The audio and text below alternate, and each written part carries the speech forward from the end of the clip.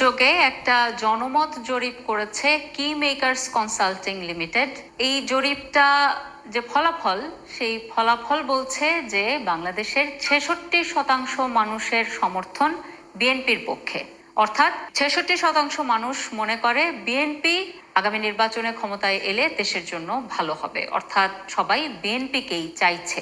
শুরুতেই বলি, এই যে কি মেকার্স কনসাল্টিং লিমিটেডের যে জরিপ, এই জরিপটি যেন তেন দায় সারা গোছের কোনো জরিপ নয়, কিন্তু এই প্রতিষ্ঠানটি সুনির্দিষ্ট এবং সঠিক পন্থা মেনে জরিপ করে এবং এই ব্যাপারে তারা সিদ্ধহস্ত। কাজেই তাদের জরিপের যে ফলাফল, সেই ফলাফলও নির্ভরযোগ্য।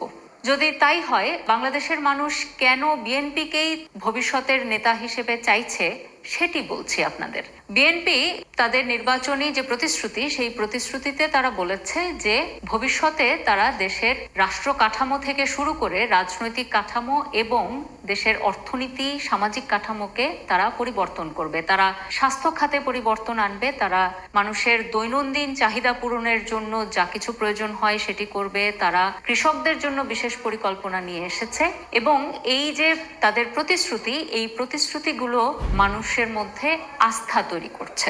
বিএনপি তাদের নির্বাচনী প্রতিশ্রুতিতে বলেছে পুরনো যত কালো আইন আছে, অর্থাৎ সিকিউরিটি অ্যাক্টের মতো যে আইনগুলো আছে, সাইবার সিকিউরিটি অ্যাক্টের মতো, সেই আইনগুলোকে তারা বাতিল করবে যাতে করে মানুষের মতপ্রকাশের স্বাধীনতা বজায় থাকে এবং বিশেষ করে গণমাধ্যমের স্বাধীনতা যেন অক্ষুণ্ণ থাকে। কারণ একটা জিনিস দেখবেন, একটা দেশ অনেকখানি পিছিয়ে যায় যখন গণমাধ্যমকে নিয়ন্ত্রণ করা হয়। কারণ গণমাধ্যমকে নিয়ন্ত্রণ মানেই হলো সঠিক তথ্যটি মানুষের কাছে পৌঁছানো সম্ভব হয় না।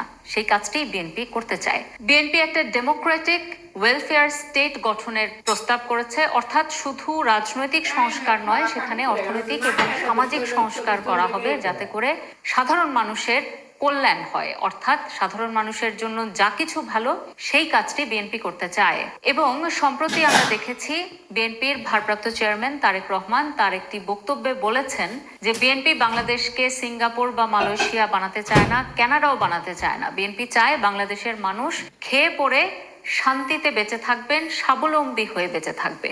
এই যে সত্য কথাটা, এই সত্য কথাটা মানুষ বুঝতে পারে এবং এই সত্য কথার একটা গুরুত্ব আছে। কিন্তু আমরা এর আগে দেখেছি একটা দল বলেছে বাংলাদেশকে তারা সিঙ্গাপুর বানিয়ে দিবে, আরেক দল তো মানুষের হাতে বেহেশতের টিকিটই ধরিয়ে দিচ্ছে।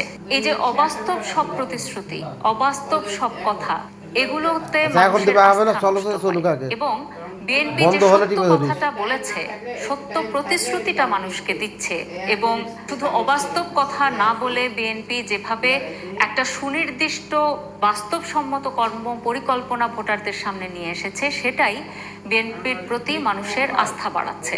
এ কারণেই অনেক ভোটার মনে করেন যে দেশকে ভালোভাবে চালিয়ে নিতে হলে ভবিষ্যতে বিএনপির কোনো বিকল্প নেই।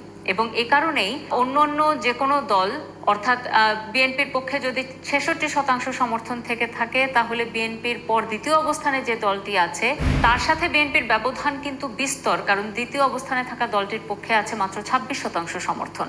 এই যে বিপুল সংখ্যক মানুষ বিএনপিকে সমর্থন করছে, তার কারণ হচ্ছে বিএনপি তাদের কর্মপরিকল্পনা এবং তাদের প্রস্তাবনা দিয়ে মানুষের আস্থা অর্জন করতে পেরেছে এবং রাজনৈতিক সততা এবং ন্যায়নিষ্ঠতা দেখাতে পেরেছে বলেই মানুষের আস্থা অর্জন করা গেছে। কিন্তু